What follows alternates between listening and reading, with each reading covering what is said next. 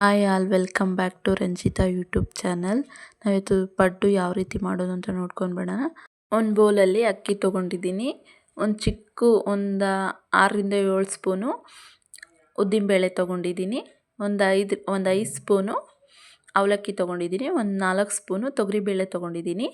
1-2 spoon ಕಡಲೆಬೇಳೆ ತೊಗೊಂಡಿದ್ದೀನಿ. ಈಗ ಒಗ್ಗರಣೆಗೆ ಅರ್ಧ ಕಪ್ ಎಣ್ಣೆ, ಜೀರಿಗೆ, ಸಾಸಿವೆ, ಉದ್ದಿನಬೇಳೆ, ಕಡಲೆಬೇಳೆ, ಚಿಕ್ಕದಾಗಿ ಹಚ್ಚಿಟ್ಕೊಂಡಿರೋಂಥ ಈರುಳ್ಳಿ, ಸಣ್ಣದಾಗಿ ಹಚ್ಚಿಟ್ಕೊಂಡಿರೋಂಥ ಕರ್ಬೇವಿನ ಸೊಪ್ಪು, ಒಂದು 3 ಮೆಣಸಿನ್ಕಾಯಿ, ಸಣ್ಣದಾಗಿ ಹಚ್ಚಿಟ್ಕೊಂಡಿರೋಂಥ ಹಸಿಮೆಣಸಿನ್ಕಾಯಿ, ಒಂದು ಕ್ಯಾರೆಟು ತುರ್ಕೊಂಡು ಇಟ್ಕೊಂಡಿದ್ದೀನಿ, ಕೊತ್ತಂಬರಿ ಸೊಪ್ಪು ಸಣ್ಣದಾಗಿ ಹಚ್ಚಿಟ್ಕೊಂಡಿದ್ದೀನಿ.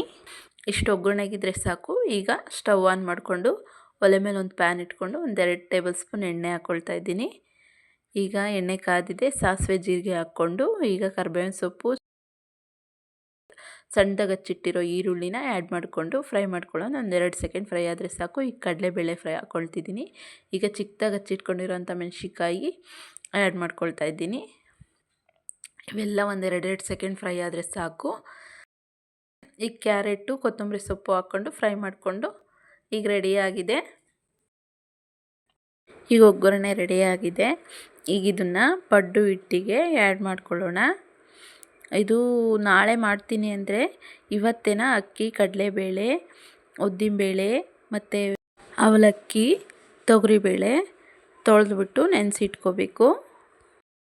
ಫುಲ್ಲು ಒನ್ ಡೇ ನೆನೆಸಿಟ್ಟು ಸಂಜೆ ರುಬ್ಬಿಟ್ಟು ಒಂದು ನೈಟ್ ಫುಲ್ಲು ನೆನೆಯೋಕ್ಕೆ ಬಿಡಬೇಕು. ಬೆಳಗ್ಗೆ ಇದು ತುಂಬ ಚೆನ್ನಾಗಿ ಬಂದಿರುತ್ತೆ.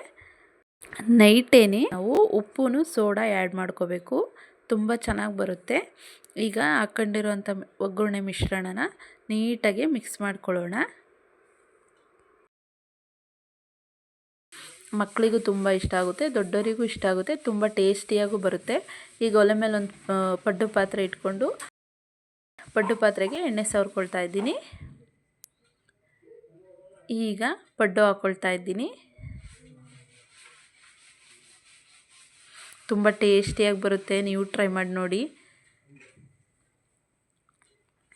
ಈಗ ಪಡ್ಡು ಹಾಕ್ಕೊಂಡಿದ್ದೀನಿ. ಒಂದು 5 ನಿಮಿಷ ಬಿಟ್ಟು ಓಪನ್ ಮಾಡಿದ್ರೆ ಸಾಕು, ಒಂದು ಸೈಡ್ ಬೆಂದಿರುತ್ತೆ. ಒಂದು 5 ನಿಮಿಷ ಪ್ಲೇಟ್ ಕ್ಲೋಸ್ ಮಾಡಿ ಬೇಯಕ್ಕೆ ಬಿಡೋಣ. ಈಗ ನೋಡ್ಬೋದು ಒಂದು ಸೈಡ್ ಬೆಂದಿದೆ.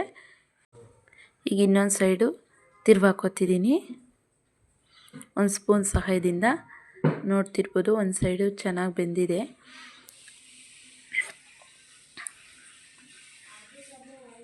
ಈಗ ಇದನ್ನು 1-2 ನಿಮಿಷ ಬೇಯೋಕ್ಕೆ ಬಿಡೋಣ. ಪ್ಲೇಟ್ ಮುಚ್ಚಿ 1-2 ನಿಮಿಷ ಬೆಂದರೆ ಸಾಕು, ರೆಡಿಯಾಗುತ್ತೆ ಬಿಸಿ ಬಿಸಿಯಾದ ಪಡ್ಡು. ಈ ಪಡ್ಡು ಚಟ್ನಿ ಜೊತೆ ಆದರೂ ತಿನ್ಬೋದು, ಸಾಂಬಾರು ಜೊತೆ ಆದರೂ ತಿನ್ಬೋದು.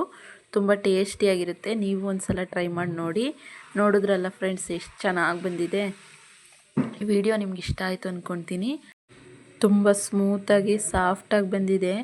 ನೋಡೋಕ್ಕೂ ತುಂಬ ಚೆನ್ನಾಗಿದೆ, ತಿನ್ನೋಕ್ಕೂ ತುಂಬ ಚೆನ್ನಾಗಿದೆ. ಫ್ರೆಂಡ್ಸ್, ಈ ವಿಡಿಯೋ ನಿಮ್ಗೆ ಇಷ್ಟ ಆಯಿತು ಅಂದ್ಕೊಳ್ತೀನಿ. ಹಾಗೆ ಲೈಕ್ ಮಾಡಿ, ಶೇರ್ ಮಾಡಿ, ಕಮೆಂಟ್ಸ್ ಮಾಡಿ. Thank you for watching. Thank you all.